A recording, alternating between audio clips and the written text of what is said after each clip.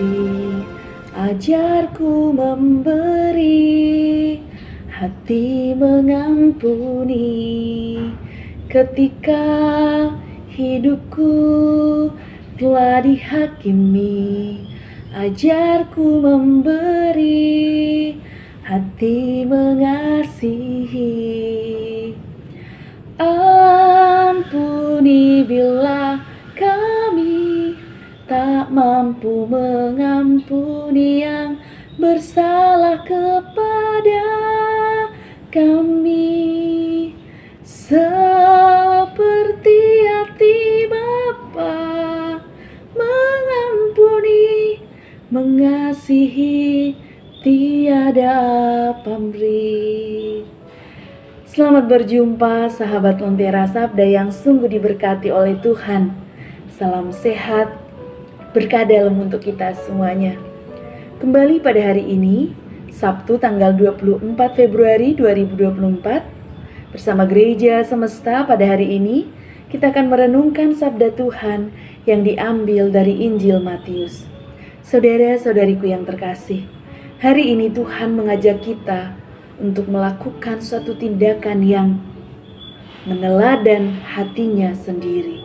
Hati yang penuh belas kasihan, hati yang mengampuni, hati yang sempurna seperti hati Bapa yang penuh kasih kepada kita.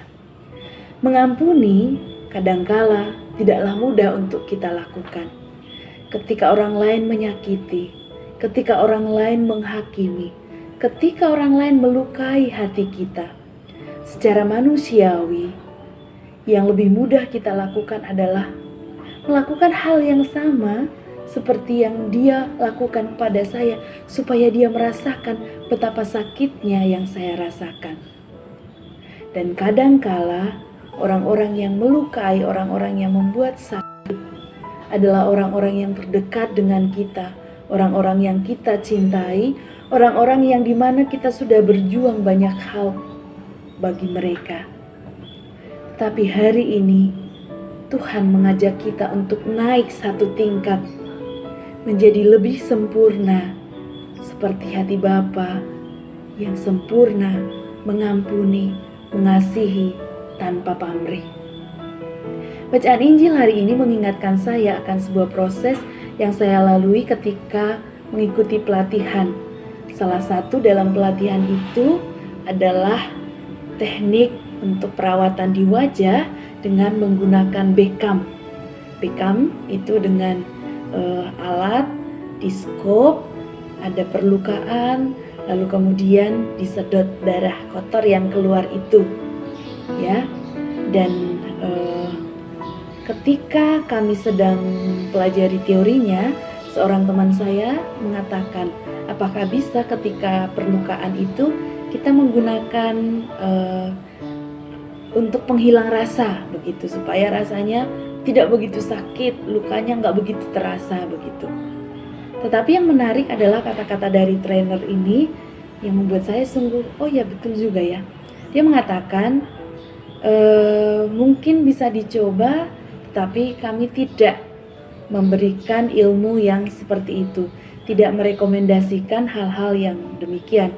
Karena apa?